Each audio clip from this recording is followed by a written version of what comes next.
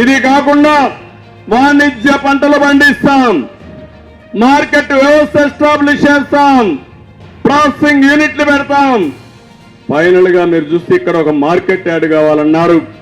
అవసరమైతే వాణిజ్య పంటలన్నిటికీ ఒక మార్కెట్ యార్డ్ పెట్టి ఇక్కడి నుంచి ఎగుమతులు ఏ విధంగా చేయాలో చేస్తాం. ఇక్కడనే విమానాశ్రయం 100 కోట్ల రూపాయలు మళ్ళా దాన్ని కడతాం. కట్టి మీరు ప్రయాణానికి వెళ్ళాలన్నా లేకపోతే కార్గో పెట్టి మీరు పండించిన పంటలు ప్రపంచం మొత్తం పంపించాలన్నా ఏర్పాటు చేసే బాధ్యత తెలుగుదేశం పార్టీ తీసుకుంటాం. మళ్ళీ రైతు రాజ్యం వస్తుంది, రైతే రాజు అవుతాడు. అన్నదాత కింద ప్రతి ఒక్కరికి 20,000 రూపాయలు సంవత్సరానికి ఇచ్చే బాధ్యత నేను తీసుకుంటా. మళ్ళా డ్రిప్ ఇరిగేషన్ ఇస్తా. మళ్ళీ రైతు చేసే వ్యవసాయానికి అండగా నేను ఉంటానని మీ అందరికీ హామీ ఇస్తున్నా.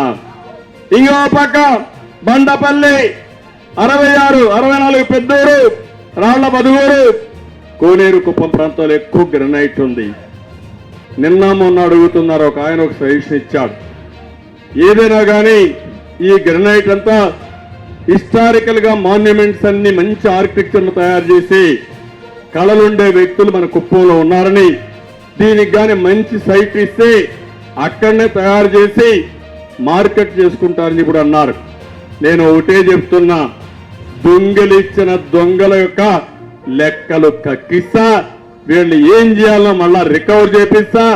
ఆ మంత్రిని కూడా హెచ్చరిస్తున్నా, నీ ఇష్ట ప్రకారం చేయడం కాదు, ఈ రోజు నీది, రేపు ప్రజలది.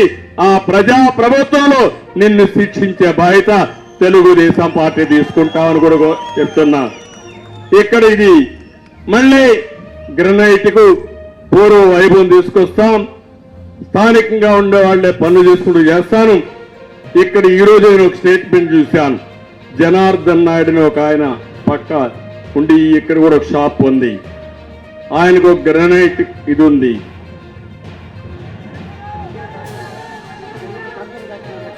కంకర్ ఫ్యాక్టరీ కూడా ఉంది.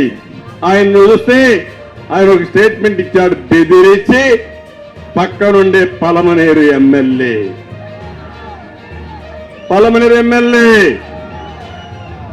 లాగేసుకున్నాడా లేదా? లాగేసుకుని ఇక్కడే ఉన్నాడు. ఈయన నకొద్దుల ఆయన చూడండి మీరు.